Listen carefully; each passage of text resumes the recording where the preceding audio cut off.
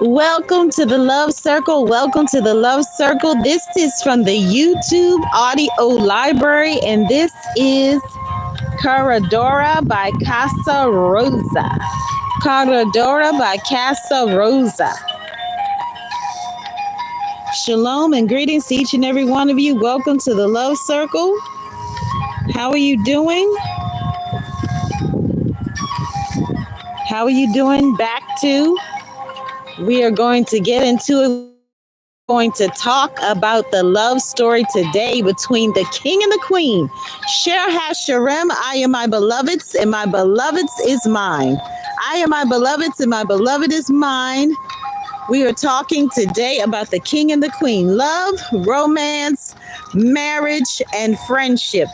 Your husband or your wife, your king or your queen, should be your best friend.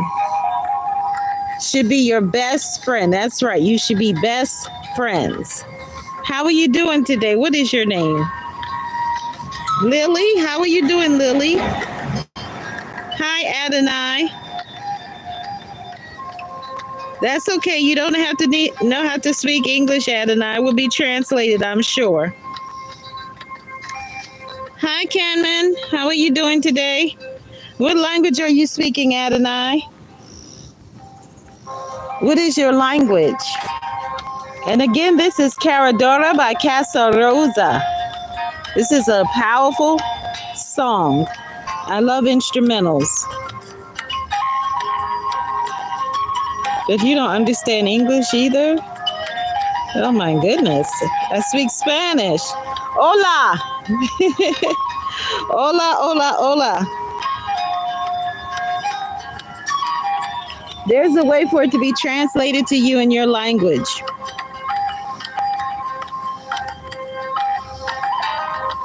How are you doing, each and every one of you?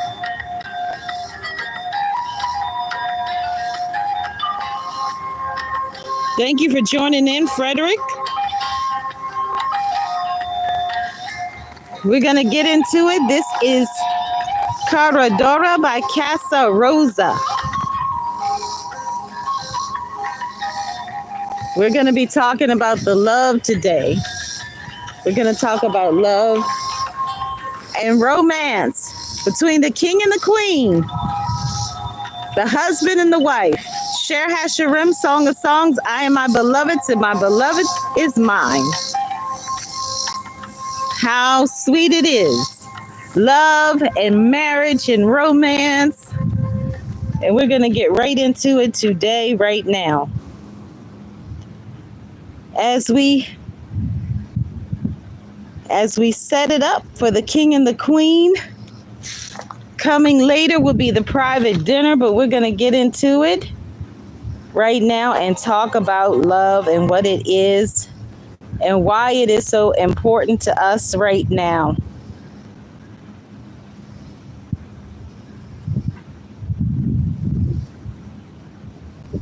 Love is always important because we need love. I need it, you need it, we all need it. Love is in the atmosphere. And this is a right now theme, love. I believe this is the season of love. Many people always talk about the different months, but I'm telling you, our ancestors went by seasons and times, and this is the season of Kayats, which is summertime, and that is definitely the time for love and romance. You think about it, you can go to the beach, you can go to the park, you can go just about everywhere, and you see all of the loving touches of nature from our maker, our creator. It is absolutely indescribable. It is intoxicating in a wonderful way. And as we know, we don't need coffee. We don't need tea. We don't necessarily need any of that. We just need to drink in and eat on pure, perfect love. So I'm going to set the atmosphere here for us. For the days ahead, we're going to have this series talking about the king and the queen. Shir HaShirim, Song of Songs, I am my beloved's, and my beloved is mine. And the dialogue between the king and the queen. So I just want to set it up so you have an introduction today. This is not the actual meeting of the king and the queen, but I want you to have a deeper level of understanding of what it meant for the two to come together, two hearts to beat as one. So in this introduction, I'm going to narrate it. I'm going to highlight some points. And please like, share, subscribe, comment, connect. Definitely want to hear from you. Again, my name is Shifrah Yocheved Yisrael. I am here to bring something of priceless value to you, not to take anything away from you. And just know that your voice needs to be heard right now. All of our voices need to be heard because we have something to share. We have something to say. Each and every one of us has an assignment here in the land. Regardless of what yours is, be encouraged today that your voice matters, your life matters, and definitely glad to have you here today. So we're going to get right into it, and then we're going to close out and come back later and talk more about it. We're going to have more videos, more in depth, talking about the king and the queen. Look at those beautiful trees. Yes, you could go for a walk under the trees with your honey, with your sweet one. So we're going to get into it and talk about it today. And as you know, as all of us know, love is in the atmosphere right here and right now. So let's start with the introduction. In the golden glow of candlelight, a king and a queen prepare for an evening that celebrates more than just their reign. It honors the sacred bond that unites their hearts. Soon they will share a private dinner away from the grandeur of court and the weight of crowns, simply as husband and wife, Mr. and Mrs., spirit to spirit. Their love story began not with political alliance or royal arrangement, but with a divine orchestration that brought two hearts together in a perfect harmony. From the moment their eyes first met, they recognized something profound, a connection that transcended earthly titles and touched the very essence of their beings. It was as if the Creator had woven their souls from the same celestial thread destined to find completion in one another. That is so amazing. I want to repeat that one sentence again because it's so profound. Their love story began not with political alliance or royal arrangement, but with a divine orchestration that brought two hearts together in perfect harmony.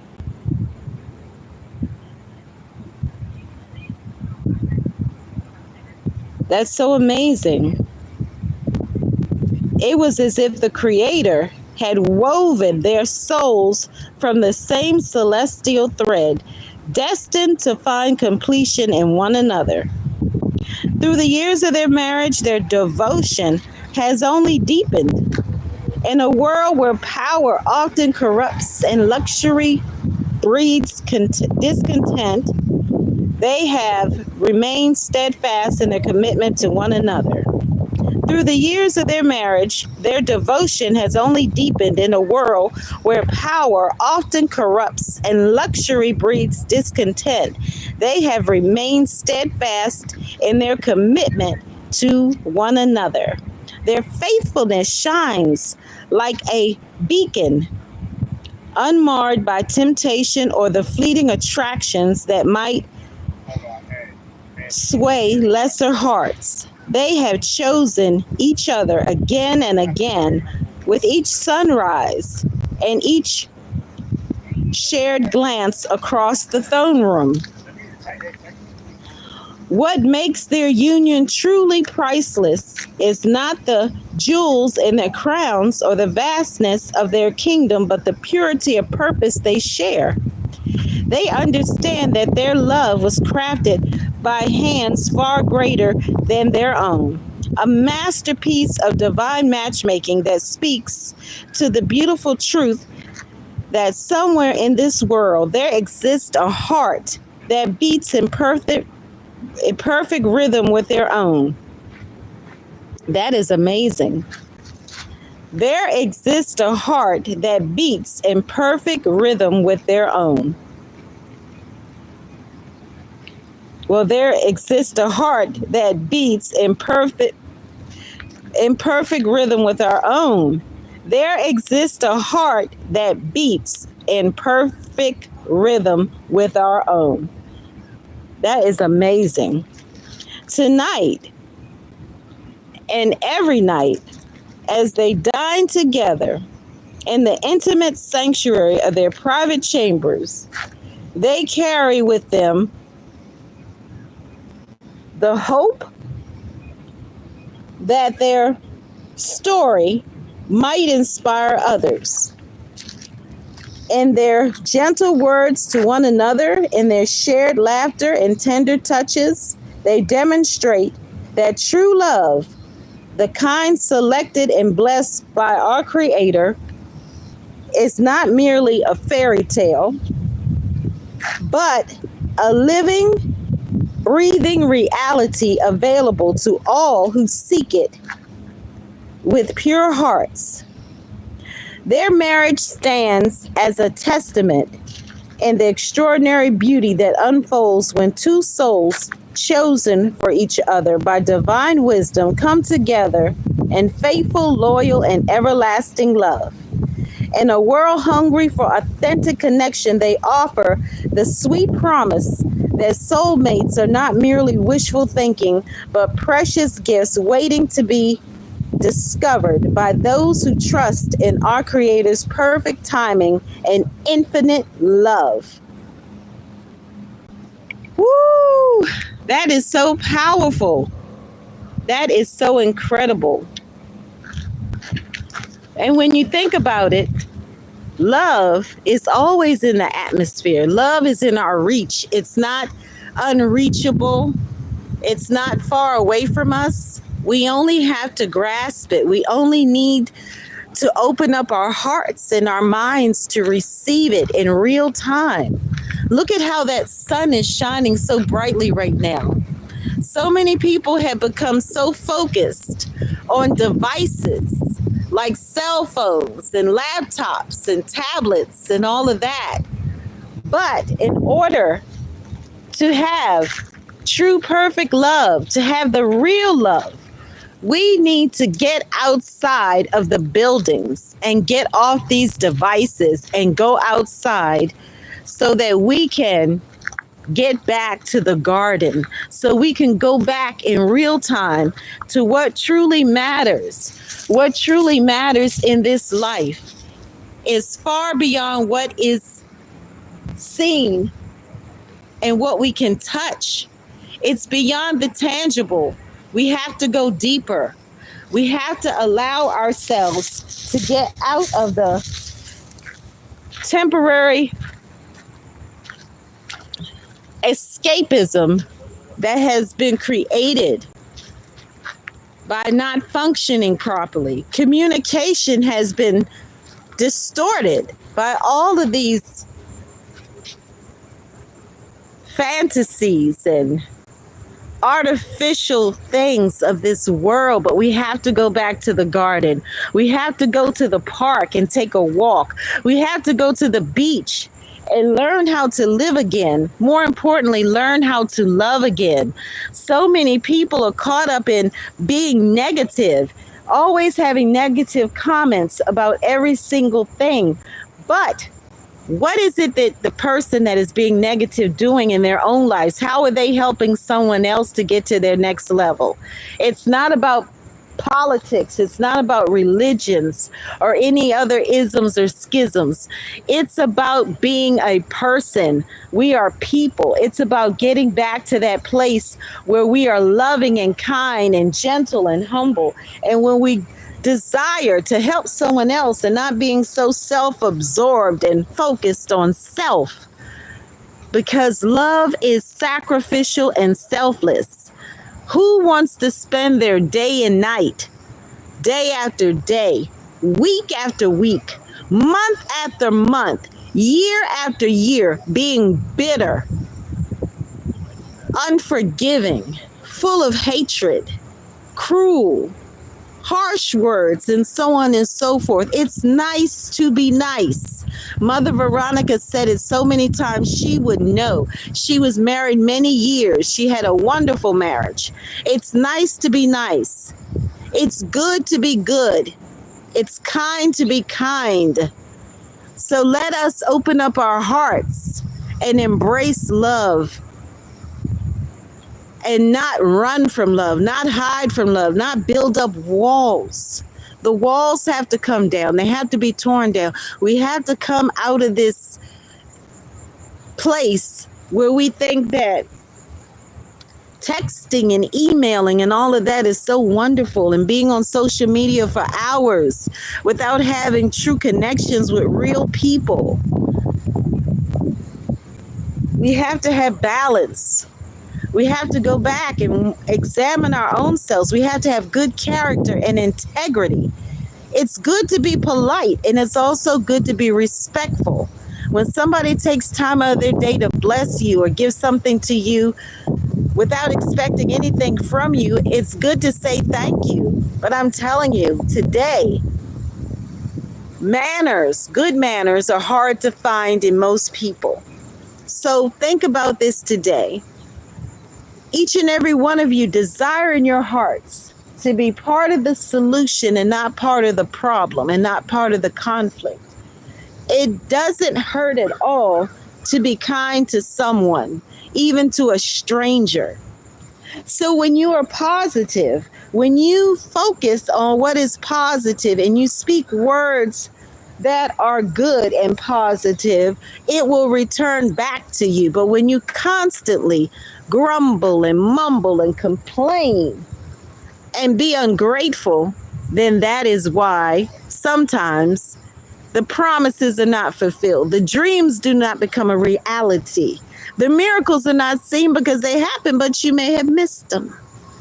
So rather than to go about your day and think about 10 things that are not going right, or 10 things that you can complain about, or 10 things that you don't like, write down 20 things that are going right and be thankful to our Maker, to our Creator for each and every one of it, because none of us is able to sustain ourselves. We cannot depend on ourselves. We cannot depend on other people. We cannot depend on animals. We cannot depend on angels or anything else in between. We can't even depend on the trees. The tree is here today, but it may not be here tomorrow. But there's only one who we can depend on day in and day out, who gives us everything that we need, even though we may not deserve it. And that is our Maker, our Creator. So we are here today to celebrate love, to celebrate marriage, the king and the queen. The two come together, two hearts beat as one. Shir HaShirim, I am my beloved's and my beloved is mine. So get outside, take a walk. Don't forget, we are to invest into what is good in the land that benefits not just ourselves, but that benefits others. You could do something kind for someone today. Perhaps your neighbor needs something. It may not be tangible, but we should always be helpers. We should always encourage others, not discourage others. Perhaps you're not even interested in love and marriage or romance. Perhaps you are already with your husband or your wife, your king, your queen. Congratulations to you. Help somebody else who is in that place right now, who is about to receive that blessing. Celebrate them. We should always celebrate others. That's part of the victory, to celebrate each other, not just our own little circle or our own nation or our own tribe, our own tongue, our own region or territory. We need to expand beyond that. And once we come to the point that we can expand beyond ourselves and our own little nation, our own little family, or our own friends, then we can definitely leave a legacy and we can impact many nations and many generations, because we're not here to be small. Even though many people will persuade you that that's what we're here to be, is small. That's not true. We're here to be gigantic. We're here to be giants in the land, to share what is good, our stories, our testimonies. Each and every one of us has a book. We have a love book. We have a life book. We're in different chapters on different pages, and that's fine. But we should still appreciate the blessings. We should still want to visit the orphans, the widows, the strangers, and the imprisoned, so they don't stay in that place of barrenness and dryness, so that they come to a place where they are fruitful, that they come to a place where they have the victory in every area of their lives. So I want to encourage you today, no matter what it is, no matter how small it is, a blessing is a blessing. The supernatural is not often understood, but that's okay. We don't need to understand every single thing, but we need to understand that without love in this life, our life is dry if we don't have love. It's empty if we don't have love. So pursue love above everything else. Pursue love above money. Pursue love above gold and silver. Pursue love above cars, fancy cars, and houses and mansions and yachts and all of that. Because why? That is going to fade away with time. It's going to be gone. But when we sow those seeds to a love tree, that's going to last for all eternity. I'm telling you. Think about the story of Scrooge. Think about the story of the Grinch. It's all the same. But it doesn't have to be the same for you or for me. We can go into this world and we can change nations. We can impact people. We can feed people that we never even met if we put our minds together and do it. If our hearts are pure, if we have pure hearts and clean hands and right minds to do it the right way, the kingdom way, we can learn a lesson from the king and the queen. Most people think, oh, they got it all, but what they have is better than anything that can be seen or touched.